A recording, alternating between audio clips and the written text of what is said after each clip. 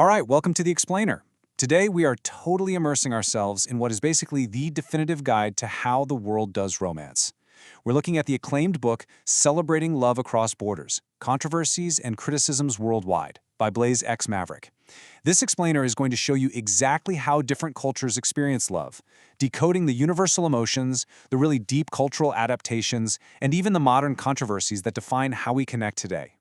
Here is our roadmap for today. We'll start with a global tapestry of love, move into adapting Valentine's Day, and check out enduring symbols and fusions. After that, we'll get into debating commercialized romance, look at love in the digital age, and finally wrap it all up with our conclusion. Okay, let's jump right into Section 1, a global tapestry of love, unity and diversity. There's this really profound line right in the introduction of Blaze X Maverick's book that perfectly sets the tone for us. It goes, "Love, a universal language spoken in countless dialects, finds its resonance in the diverse ways people express their affection, devotion, and commitment across the globe." It's such a great way to frame our explainer today, right? Because love absolutely knows no borders, but the specific dialect of it, the rituals, the actual gifts, even the timing, that all changes entirely depending on where you happen to be standing on the map. Moving right along to Section 2, adapting Valentine's Day, cross-cultural influences. So, we all know the Western expectation, right? It's all about mutual gift-giving on February 14th. But you look at the Eastern adaptations, and it's a whole different ballgame. In Japan, Valentine's Day is actually a two-part exchange. On February 14th, women give chocolates, and this includes giri choko, which literally translates to obligation chocolates, to their colleagues and bosses. Then, exactly a month later on March 14th, which they call White Day, the men reciprocate. It completely takes that Western model and restructures it to fit Japanese social obligations and harmony. And check out how this builds in South Korea. Over there, the celebration of love isn't just one day, it's practically an extended year-round calendar.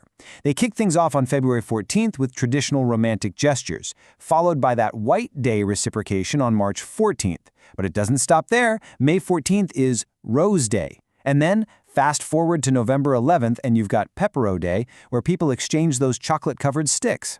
It is a highly structured, totally continuous celebration. Which brings us to Section 3, endearing symbols and fusions, harmonizing global and local.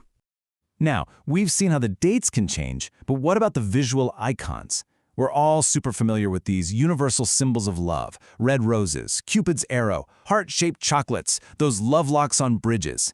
These shared icons have completely crossed cultural barriers to become basically the universal visual language of romance. Literally, if you hand someone a red rose or attach a padlock to a bridge and toss the key, the message is instantly understood everywhere. But here's what's truly fascinating. Look at how these global symbols evolve when they hit local soil. Nations like India seamlessly weave their own ancient indigenous artistry right into the mix. Think about the sacred lotus flower paired with intricate Mendi henna art to celebrate love. Or down in Mexico, where you'll find classic hearts fused with beautiful papel picado banners and ancient Aztec symbols like the intertwined serpent. It's this incredible fusion where the global symbol merges with local culture to create something entirely new. Arriving at our midpoint, Section 4, debating commercialized romance, controversies and criticisms. If you find this analysis valuable, please like and subscribe to Knowledge Lighthouse to help us bring more truths to light. Okay, hooking right back into the explainer because it's not all roses and chocolates. We really have to ask a vital question here. Is love too commercialized? Has the genuine, heartfelt sentiment of affection basically been overshadowed by this massive global consumerism machine? This is a really serious debate happening in societies all over the world right now. Let's neutrally break down the global pushback we're seeing. First, there are criticisms regarding cultural imperialism, where some societies feel Western norms are actively erasing their local traditions. Then there's massive resistance against the sheer scale of excessive consumerism and all the environmental waste that comes from disposable packaging.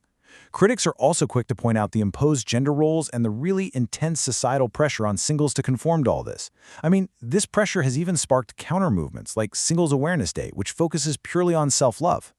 Again, we are simply analyzing the source material here, but it's crystal clear that the global adoption of Valentine's Day comes with some very significant organized resistance. All right, let's shift gears into Section 5, Love in the Digital Age, Technological Influences. We're leaving those physical greeting cards behind to look at how tech is redefining everything. It's wild to trace the evolution of long-distance love. Back in the ancient era, slow, handwritten letters literally took months to cross oceans. Then, the 20th century brought telegrams for those quick, brief check-ins, which were eventually followed by emails, and now? In the modern era, Skype, FaceTime, and dating apps give us instantaneous virtual dates across a globe. The sheer speed and accessibility of love have fundamentally changed. But as we look at this, we have to neutrally contrast the impacts. On one hand, the benefits of tech offer this incredible democratizing power, completely breaking down geographical borders for virtual celebrations and global reach. But on the flip side, we absolutely have to acknowledge the drawbacks. We're talking about the dark side of online deception, like catfishing, widespread misrepresentation, and honestly, the sheer irony of screen-based disconnection, where partners might physically be in the exact same room but they're completely absorbed in their separate devices. Entering our final section, number 6, conclusion. A timeless experience. So we're resolving this narrative by bridging the gap between those ancient historical traditions and our very complex digital reality. Ultimately, the global tapestry of romance is a seamless synthesis of so many diverse elements. Ancient traditions, Western influences, local adaptations, and digital connections. None of these exist in a vacuum. Together, they blend perfectly to form the incredibly resilient, globally interconnected experience of love that we see today.